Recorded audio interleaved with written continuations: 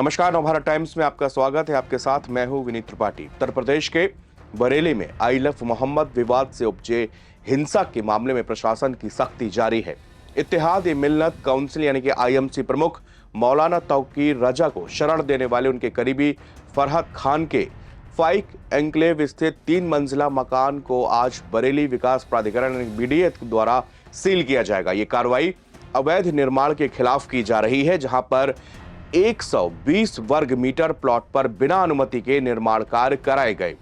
आज जुमे की नमाज को लेकर भी प्रशासन अलर्ट मोड पर है और सख्ती बरत रहा है। ड्रोन से पूरे क्षेत्र की लगातार निगरानी की जा रही। पुलिस की कई बटालियन को अलग अलग जगहों पर तैनात कर दिया गया है। बुधवार को डीआईजी अजय साहनी ने शहर में रैपिड एक्शन फोर्स पीएसी और महिला पुलिस बल के साथ फ्लैग मार्च निकाला था। इस दौरान लगातार ड्रोन कैमरे भी देखे गए थे जो निगरानी कर रहे थे। इस पैदल मार्च में लगभग 800 महिला पुलिसकर्मी भी शामिल हुई। महिला एसओजी की टीम ने भी इसमें सक्रिय भागीदारी की थी। बरेली में बवाल के 6 दिन के बाद दोबारा इंटरनेट बैन कर दिया गया है। अब 48 घंटे बाद इंटरनेट सेवाएं दोबारा शुरू की जाएंगी। 2 अक्टूबर की दोपहर 3 बजे से बंद हुआ नेट अब 4 अक्टूबर को दोपहर 3 बजे शुरू होने की संभावना है। इससे पहले 26 सितंबर को हुए बवाल के बाद 60 घंटे तक इंटरनेट बंद रखा गया था। लखनऊ से गृह सचिव गौरव दयाल ने ये आदेश जारी किए हैं। बरेली के अफसरों की माने तो खुफिया इनपुट है कि शुक्रवार को जुमे की नमाज के बाद प्रदर्शन होने की आशंका है। माना जा रहा है कि अराजक तत्व महिलाओं और बच्चों को भी आगे करके माहौल खराब कर सकते हैं।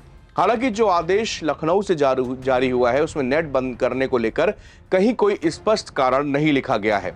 ऑल इंडिया मुस्लिम जमात के राष्ट्रीय अध्यक्ष मौलाना शहाबुद्दीन रजवी बरेलवी ने कहा है कि पिछले जुमे पर बहुत अफसोसजनक घटना हुई। कल फिर यानी कि आज जुमे की नमाज अदा की जाएगी। मैं सभी मुसलमानों से अपील कर रहा हूं कि जुमे की नमाज पढ़कर सीधे अपने घरों को लौटे। चौराहों पर भीड़ का हिस्सा ना बने। अगर कोई व्यक्ति धरना प्रदर्शन के लिए या इकट्ठा होने के लिए आपको बुलाता है तो वहां पर बिल्कुल ना जाएं। मौलाना शहाबुद्दीन ने कहा कि कुछ मस्जिद के इमाम राजनीति का हिस्सा बन जाते हैं, लेकिन अब उनको सोचना पड़ेगा। ऐसे राजनीतिक लोगों से अपने रिश्ते नाते खत्म करने होंगे। मेरी सभी इमामों से गुजारिश है कि बरेली के सियासी हालात को देखते हुए अपनी अपनी मस्जिदों में अमन और शांति बनाए रखने की अपील करें। नौजवानों को समझाएं कि किसी के बहकावे या भड़काने पर ना आए। मौलाना ने कहा कि पैगंबर इस्लाम से मोहब्बत करना, उनकी शिक्षा पर अमल करना बेहद जरूरी है। पोस्टर बैनर तो सिर्फ एक दिखावा है, इसको आप मोहब्बत नहीं कही जा सकती। पैगंबर इस्लाम ने टकराव की पॉलिसी कभी नहीं अपनाई। अपने विरोधियों से हमेशा समझौता किया या फिर बातचीत से ही किसी मसले को हल किया है। 26 सितंबर को जुमे की नमाज के बाद हुई हिंसा के मुख्य आरोपी मौलाना तौकीर रजा को फरहत के इसी घर से गिरफ्तार किया गया था। फरहत और उनके बेटे फरमान को भी हिंसा भड़काने और मौलाना को छिपाने के आरोप में जेल भेजा जा चुका है। फरहत आईएमसी के पूर्व जिला अध्यक्ष भी रह चुका है। बीडीए ने बुधवार को फरहत की पत्नी खुशनसीब को नोटिस जारी कर मकान खाली करने का आदेश दिया था। फरहत की बेटियों ने डीएम से गुहार लगाई कि उनके घर पर बुलडोजर न चलाया जाए।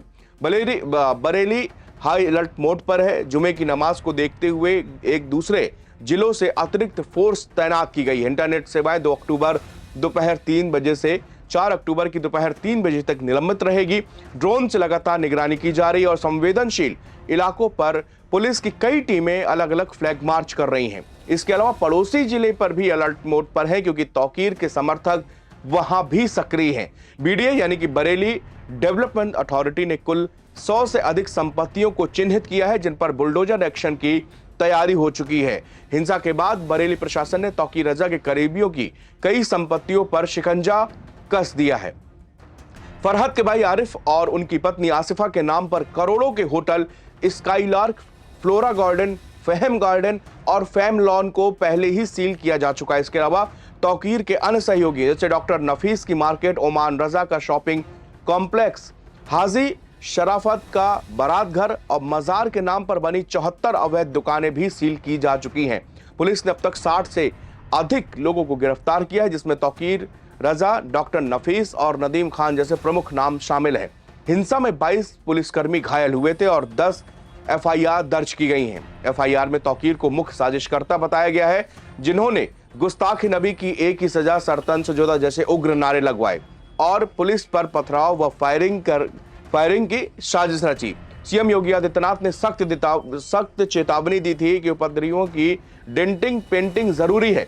प्रशासन का कहना है कि यह कार्रवाई कानून व्यवस्था को बहाल करने और अवैध निर्माणों के खिलाफ है, न ही किसी के समुदाय के विरुद्ध ये कार्रवाई की जा रही है।